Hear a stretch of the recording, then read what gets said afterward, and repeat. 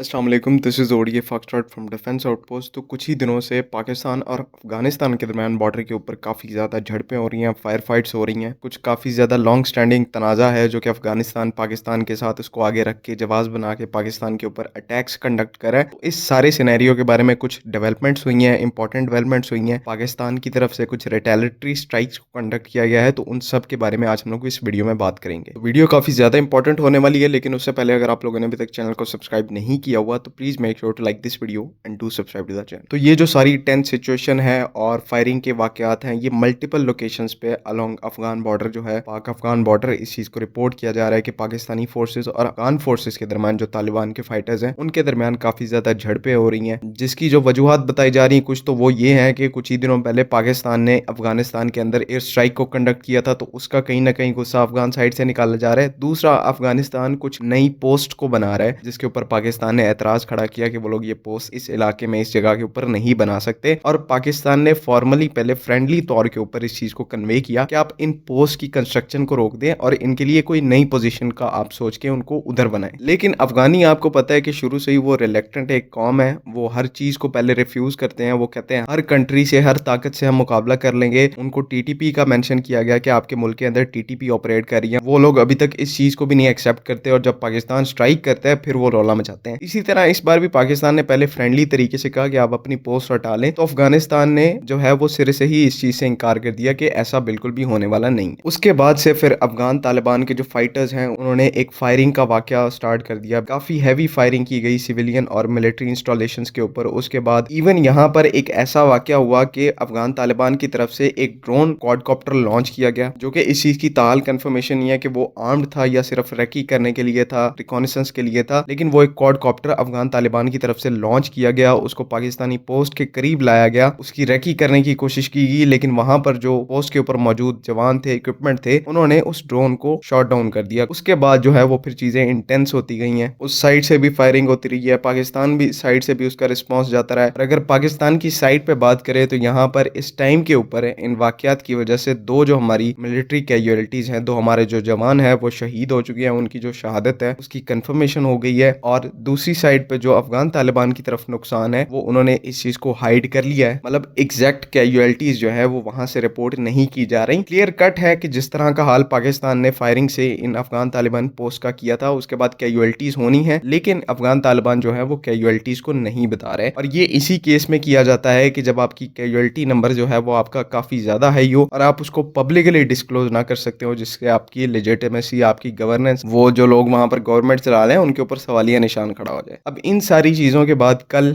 एक वीडियो जो है वो मंजर आम पर आती है, सोशल मीडिया के ऊपर आती है। पाकिस्तानी ओसेंट अकाउंट्स जो हैं वो उसको रिलीज करते हैं, जिसमें देखा जा सकता है कि एक अफगान पोस्ट जो है उसको एक एंटी टैंक गाइडेड मिसाइल के जरिए निशाना बनाया जा रहा है। और ये आप इस वीडियो में भी देख रहे होंगे अपनी स्क्रीन के ऊपर कि वो एंटी टैंक गाइडेड मिसाइल जो है वो पोस्ट के ऊपर पिन पॉइंट एक्यूरेसी से स्ट्राइक करता है और वो पोस्ट डिस्ट्रॉय हो जाती है। अब ये जो एटीजीएम था ये पाकिस्तानी फोर्सेस की तरफ से फायर किया गया था, जो कि एक बख्तर शिकन एंटी टैंक गाइडेड मिसाइल था, और इससे एक अफगान पोस्ट को निशाना बनाया गया था जो कि मुकम्मल तौर के ऊपर डिस्ट्रॉय हो गई थी और सेवरल हिट्स को कंडक्ट किया गया था। और पर्टिकुलरली इस एक सिंगल स्ट्राइक से अफगान तालिबान के अंदर उनके फाइटर्स की जो कैजुअलिटीज हैं वो 10+ यहाँ पर कोट की जा रही हैं कि 10+ कैजुअलिटीज कंफर्म्ड हैं, हुई हैं। इससे ज्यादा भी हो सकती हैं, तो वो अब इसके बारे में कुछ कहा नहीं जा सकता, लेकिन इतनी कैजुअलिटीज अफगान साइड को हुई हैं। तो कुछ महीनों पहले भी एक ऐसी ही स्ट्राइक को कंडक्ट किया गया था जहां पे अफगान तालिबान की एक पोस्ट जो है वो बख्तर शिकन एंटी टैंक मिसाइल ने उसको डिस्ट्रॉय किया था। और अगर अफगान साइड से अलहदा भी आप लोग बात कर ले लाइन ऑफ कंट्रोल के ऊपर, तो मल्टीपल ओकेजन्स के ऊपर इस बख्तर शिकन एटीजीएम ने इंडियन पोस्ट को भी डिस्ट्रॉय किया हुआ है। इस चीज का वीडियो प्रूफ जो है वो इंटरनेट के ऊपर काफी वीडियोस के तौर पर अवेलेबल है। तो पाकिस्तान आर्मी इस बख्तर शिकन एटीजीएम को बहुत बड़े नंबर्स में यूज करती है, क्योंकि ये हमारा एक लोकली मैन्युफैक्चर्ड सिस्टम है। ये बेस्ड है Chinese anti tank guided missile के ऊपर, लेकिन इसको फुली तौर के ऊपर पाकिस्तान के अंदर मैन्युफैक्चर किया जाता है। और तकरीबन एक रफ एस्टिमेट के मुताबिक इसके तकरीबन 25 to 27,000 जो यूनिट्स हैं वो इस टाइम के ऊपर बनाए जा चुके हैं। इनमें से जो थोड़ा अमाउंट है उसको एक्सपोर्ट किया गया है और बाकी जो है वो पाकिस्तान की आर्मी के अंदर सर्विस के अंदर है। तो यही वजह है कि एक लोकल सिस्टम होने की वजह से इसका जो यूजेज है डिफरेंट ओकेजन्स के ऊपर, डिफरेंट फ्रंट्स के ऊपर, वो इतना ज्यादा आम है। और वैसे तो ये एक नॉर्मल लेजर गाइडेंस वाला एटीजीएम है, लेकिन अब इसके एडवांस वेरिएंट्स के ऊपर भी काम किया जा रहा है और वो तकरीबन डेवलप डेवलप हो चुके हैं, जिसमें इसका एक वेरिएंट आ रहा है जो कि IR सीकर के साथ आता है, इमेजिंग इंफ्रारेड, जिसमें फायर एंड फॉरगेट की आपको कैपेबिलिटी मिलती है। इस लेजर वाले वेरिएंट में ये होता है कि आपको कंसिस्टेंटली टारगेट के ऊपर पॉइंट करके रखना पड़ता है ताकि मिसाइल जो है उसकी गाइडेंस कंटिन्यू रह सके। लेकिन जो IR वाला सीकर वाला वेरिएंट है उसके अंदर ऐसा होता है कि आपको टारगेट को लॉक करके आप बेशक डक करके पीछे छुप जाए, मिसाइल का जो सीकर है वो मिसाइल को खुद ब खुद गाइड कर देगा, क्योंकि फायर एंड फॉरगेट का मैकेनिज्म उसके साथ अवेलेबल है। तो ये एक चीज थी जो बख्तर शिकन के साथ बहुत ज्यादा मिसिंग थी कि एक अच्छा और वर्सेटाइल सिस्टम तो है, लेकिन फायर एंड फॉरगेट की जो मेन कैपेबिलिटी है वो मॉडर्न टाइम्स के साथ इस सिस्टम के साथ नहीं आ रही थी। लेकिन अब जो है वो फाइनली ये फायर एंड फॉरगेट की कैपेबिलिटी तो आ ही रही है, साथ ही साथ इसके और नए वर्जन्स को डेवलप किया जा रहा है, जिसमें इसका एक सैल्वो वेरिएंट इंट्रोड्यूस करवाया गया है जो कि at a time 2 ATGM missiles को फायर कर सकता है। बाकी जहां तक पाक अफगान बॉर्डर वाले मसले की बात है तो उसमें टेंशन लेने वाली कोई बात नहीं है। जो नई पोस्ट अफगान बिल्ड करना चाह रहे थे उसके सारे प्रोसेस को